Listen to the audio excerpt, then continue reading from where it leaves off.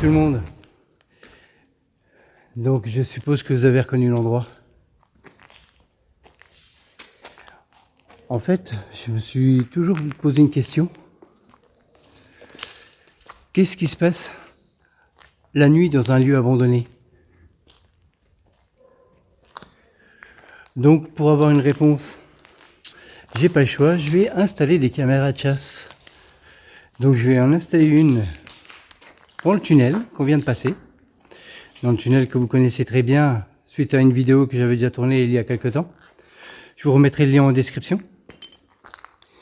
Et je vais en mettre une dans toute cette partie qui est derrière moi. Et donc on va réfléchir où placer la caméra.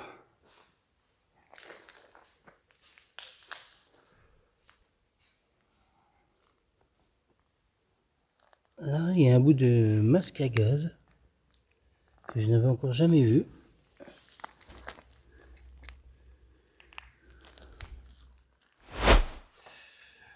Donc voilà la caméra de chasse que je vais installer. Le temps qu'Aurélien ait fait le tour, je vais installer la première caméra de chasse et après on ira installer la deuxième dans le tunnel. Allez, c'est parti.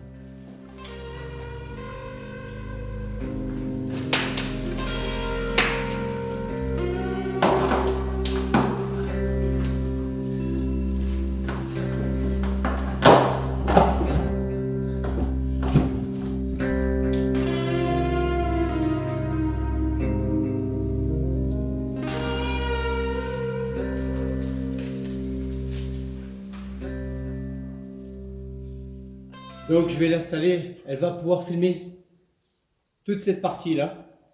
Je vous montrerai tout à l'heure.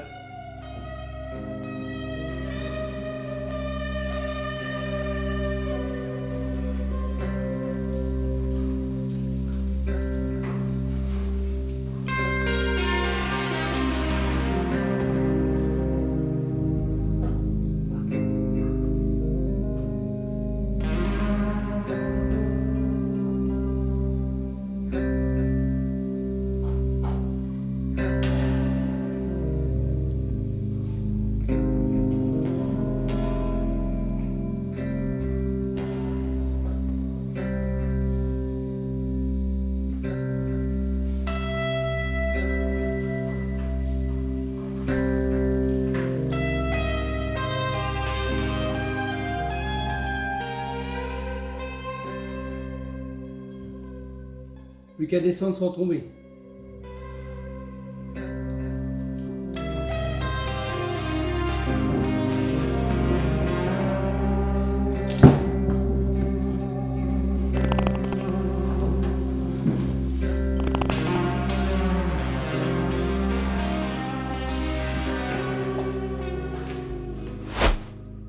Donc première caméra installée. Je vais vous montrer ce qu'elle va filmer.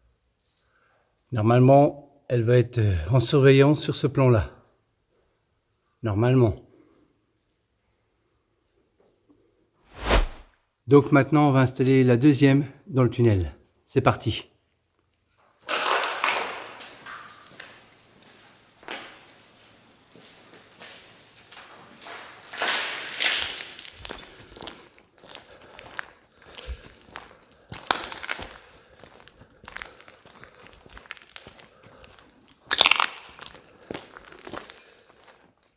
Donc bien sûr, ces endroits sont hyper dangereux. Vous voyez, ça, je l'avais pas vu effondrer. Ça s'est effondré quelques temps après ma première vidéo. Bon, tout ça, ça y était déjà.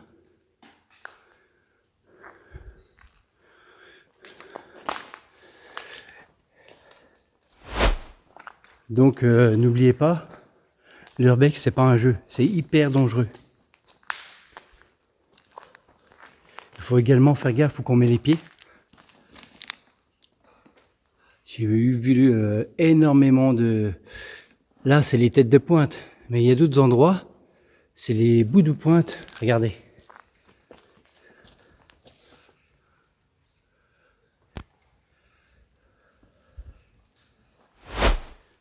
Donc vraiment faire très attention. Ce que je fais, c'est pas un exemple, attention. Je parle de ça parce que je suis tombé sur des jeunes tout à l'heure. Donc je les ai quand même mis un petit peu en garde. Mais c'est des jeunes qui ont construit un petit truc de bicross, de terrain de... Enfin, un style de skatepark, mais qui font en vélo, quoi. Pour s'amuser à l'intérieur, mais plus au fond là-bas. Faites attention, c'est hyper dangereux. Ça peut tomber à n'importe quel moment, ça va pas prévenir. Je sais que tu regarderas la vidéo. Donc là, nous arrivons dans le tunnel. Je vais aller installer la caméra. Je vais descendre et installer la caméra. Et après, on quittera tout vite les lieux. Et je repasserai dans quelques jours.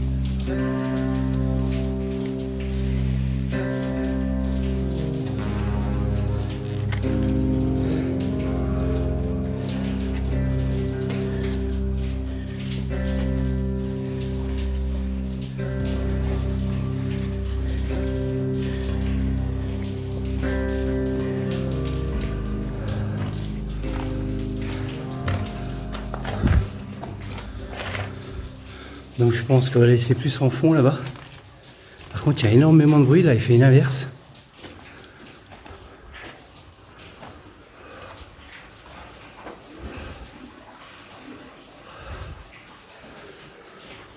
On va essayer de trouver un endroit pas trop dangereux.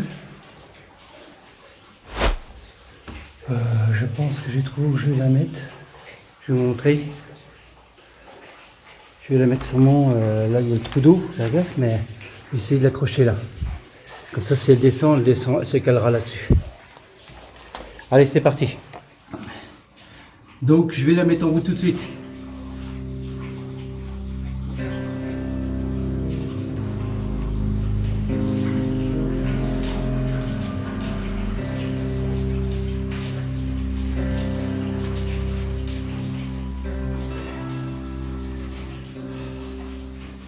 Là en dessous de moi, c'est le vide, l'eau.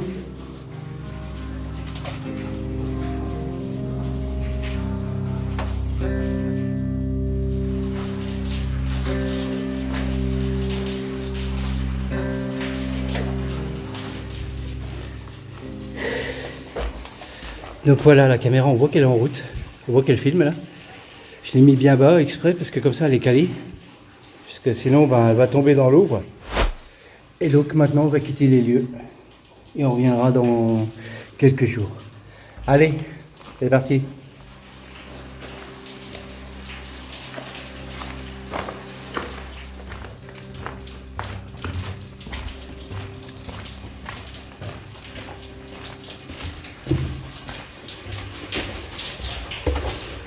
A few moments later. Bon. Il est temps pour moi d'aller rechercher les caméras de chasse, si elles sont toujours là.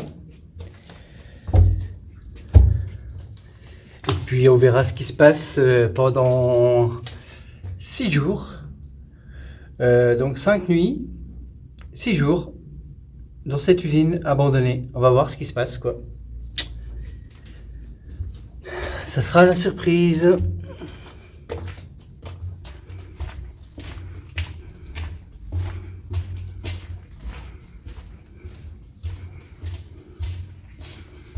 Donc là, hein, je répète par rapport à la vidéo que je vous ai mis en description, cette partie du tunnel est différente. Tout simplement, au-dessus, c'était l'ancienne voie ferrée qu'il y avait. Maintenant, c'est une voie verte.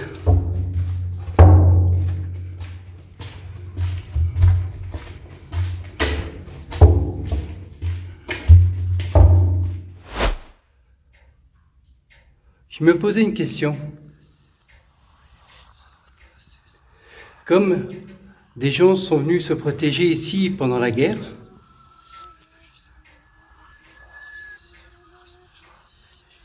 Pensez-vous que, une fois décédée, elle pourrait revenir ici, se mettre en sécurité? Pensez-vous qu'il y aurait des entités ici, dans ce tunnel? Affaire à suivre.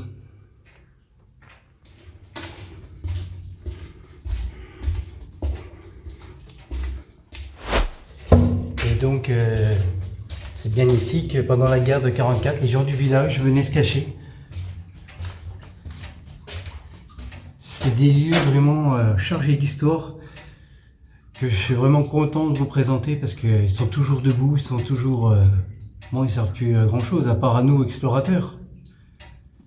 Mais voilà, ça fait partie de notre histoire tout ça. Bon, je devrais bientôt voir la caméra de chasse que j'ai installée sur les tuyaux s'allumer. Elle est toujours là, elle y est toujours.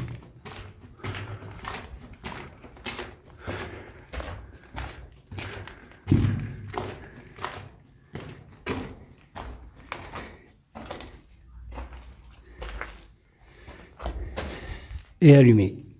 Donc c'est très bien.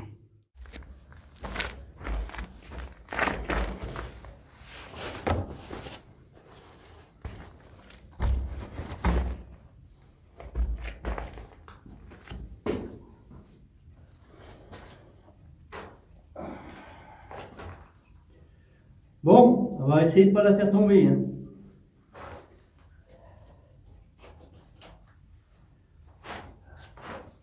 Là, je suis au-dessus des vides. Si je tombe, ben, il y a beaucoup d'eau.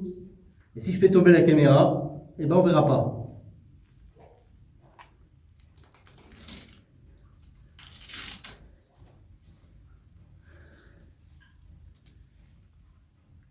Voilà.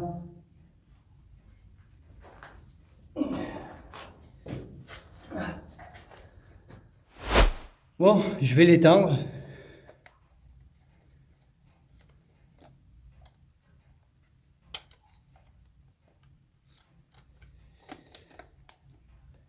Et maintenant, on va aller chercher la deuxième. La deuxième, est-ce qu'elle sera toujours là? Est-ce qu'il n'y aura pas un ponto qui serait effondré? Est-ce qu'elle aura marché? Suspense. Allez, on y go.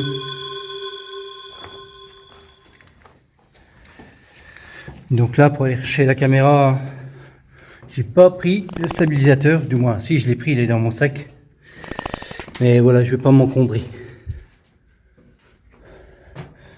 Vous avez vu la corde, elle date, hein.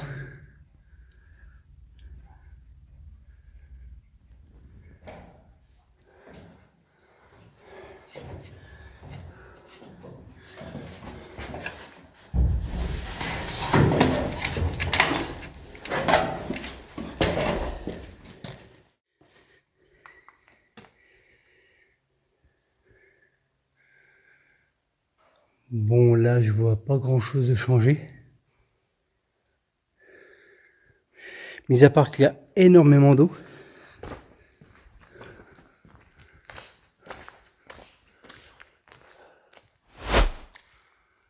Bon, dans cette partie-là, je vois rien de spécial.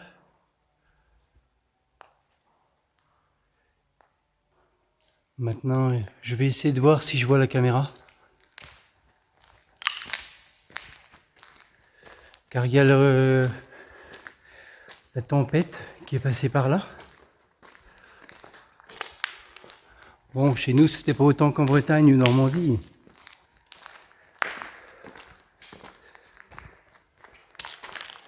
Mais avec le vent sur un bâtiment aussi fragile, il y aurait pu se passer des effondrements.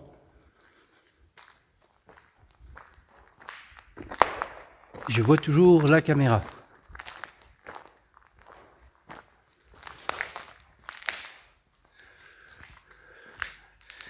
Donc je ne sais pas si vous la voyez, elle est juste au-dessus de la porte. Par contre, est-ce qu'elle est déclenchée? Oui, elle est déclenchée, on voit les LED allumés. Et donc maintenant il me reste plus qu'à faire le singe et aller rechercher la caméra sans tomber. Parce que ça c'est périlleux quand même. Enfin pour moi. Plus de 100 kilos le gaillard, donc faut du costaud quoi. Je vais refaire le même base que j'avais fait l'autre jour. Allez, c'est parti. Donc la caméra est au-dessus, juste là. Je vais préparer mon bazar pour grimper et je vais aller la chercher.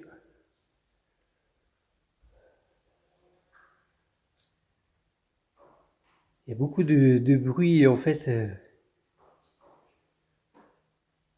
Des petites gouttes d'eau qui tombent un peu partout du toit. De temps en temps on entend un petit débris quoi. Bon allez, on met tout en place.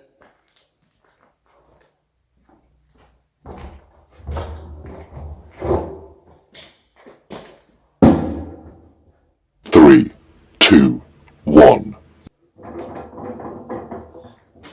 Désolé.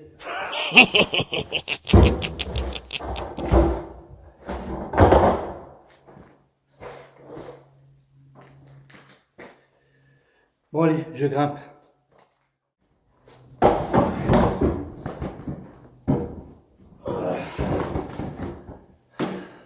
Oh, ça bouge hein.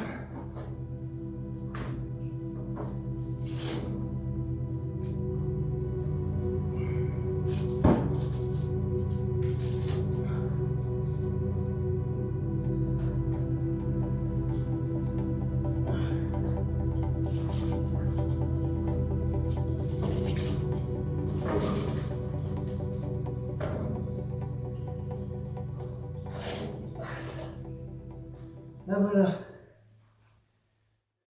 Je vais l'arrêter tout de suite.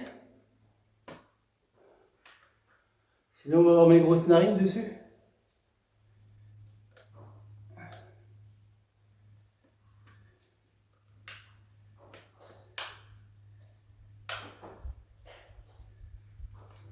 Et je vais redescendre.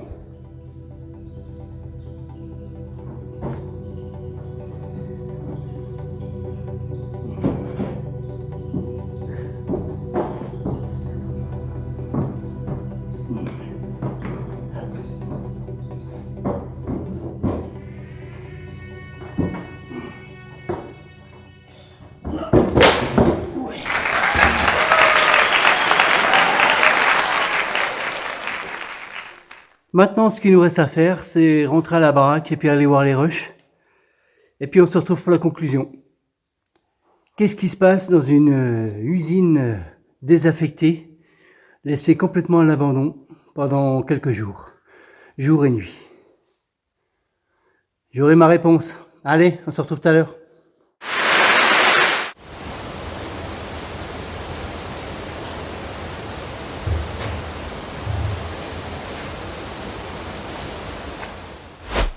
Bon, passons à la conclusion.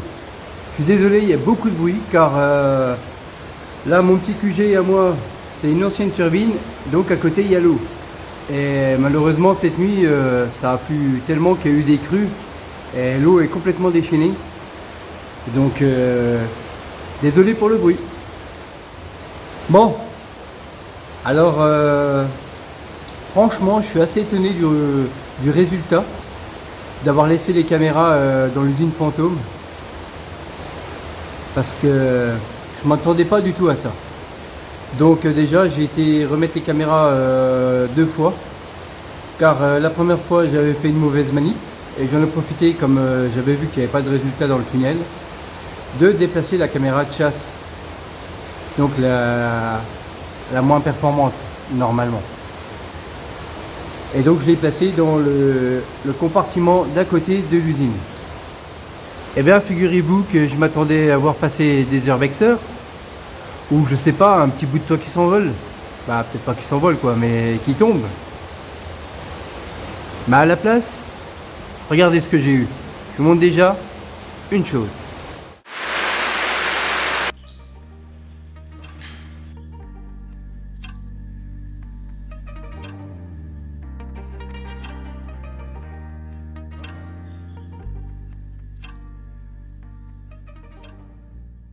Donc on voit furtivement un renard passer et la seconde caméra le reprend. Ça c'est top. Je m'attendais pas du tout à ça. Mais maintenant j'ai eu encore une autre chose. Regardez.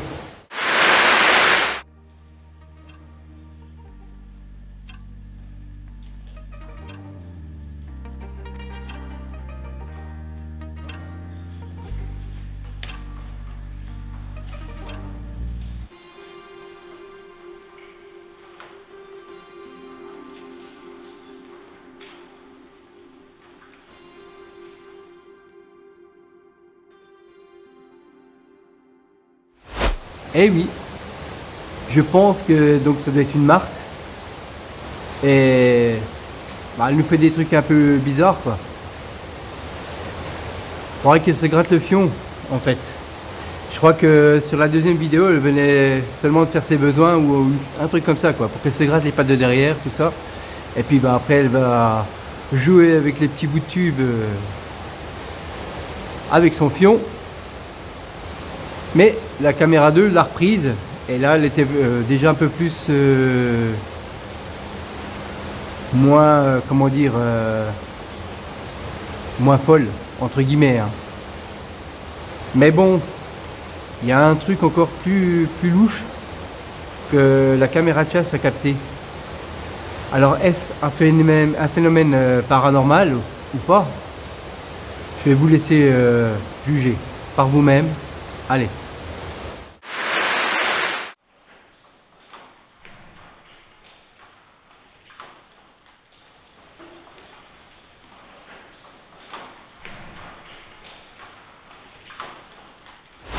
Donc c'est assez étonnant, hein. On pourrait croire que c'est une orbe qui vient du sol. Et le plus étonnant, c'est qu'il y a le bruit à la caméra de chasse qui fait pareil, qui fait. Et là c'est vraiment. Quand j'ai regardé la caméra, parce que j'avais quand même pas mal de rush à regarder, parce qu'il y a quand même beaucoup de bruit qui ont fait déclencher la caméra, ou des objets qui ont dû tomber devant, ou je sais pas quoi, qui ont fait déclencher la caméra de chasse. Et bien, figurez-vous que j'ai été assez étonné. Et je ne sais pas du tout c'est quoi. Ou un insecte. Mais pourquoi il y aurait le bruit à la caméra de chasse? Je ne sais pas du tout. Ouais, je rappelle que c'est réalisé sans trucage. De toute façon, j'ai pas les moyens de faire le con. De faire des trucages. Donc voilà. Et ben, je vous laisse me dire ce que vous en pensez.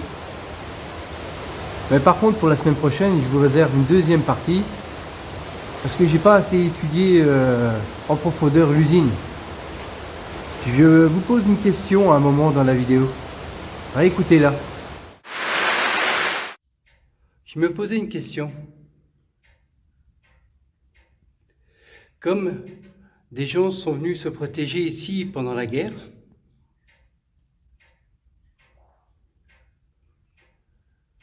pensez-vous que une fois décédée, elle pourrait revenir ici, se mettre en sécurité? Pensez-vous qu'il y aurait des entités ici, dans ce tunnel? Affaire à suivre. Donc je suppose que vous avez compris qu'est-ce que j'allais faire pour la deuxième partie de cette vidéo de Ghost Factory. Donc on se retrouve samedi prochain. Allez, bye bye. Avant de vous quitter, j'ai une chose à vous dire, c'est que j'ai fait le pas de... On m'avait déjà conseillé d'essayer de faire une cagnotte litchi, parce que j'aimerais bien m'améliorer en fait dans les vidéos, surtout avoir un peu plus les moyens d'acheter, je sais pas, comme une GoPro ou des trucs comme ça. Et pour le moment, j'ai pas trop les moyens. Tout ce que je fais, c'est avec mon téléphone et des caméras de chasse que je trouve à 50 euros ou 70 euros. Après, je dis pas, je me débrouille, hein, puis moi ça me plaît comme ça. Mais c'est vrai que si je pouvais m'améliorer, j'en serais que plus heureux, quoi. Et puis donc voilà, je me suis lancé, j'ai fait un petit pas. Franchement, pour moi, c'est un peu la chouffe. Mais voilà, j'ai ouvert cette cagnotte, donc je vous laisserai le lien en description. Si des fois il y a des personnes qui veulent m'aider, mais après je n'oblige personne. Et puis j'en voudrais à personne parce que Comme je vous l'ai dit, ça va un peu faire le mendiant. Moi, j'aime pas trop. Mais voilà, je tente. Depuis le temps qu'on me le dit, je tente.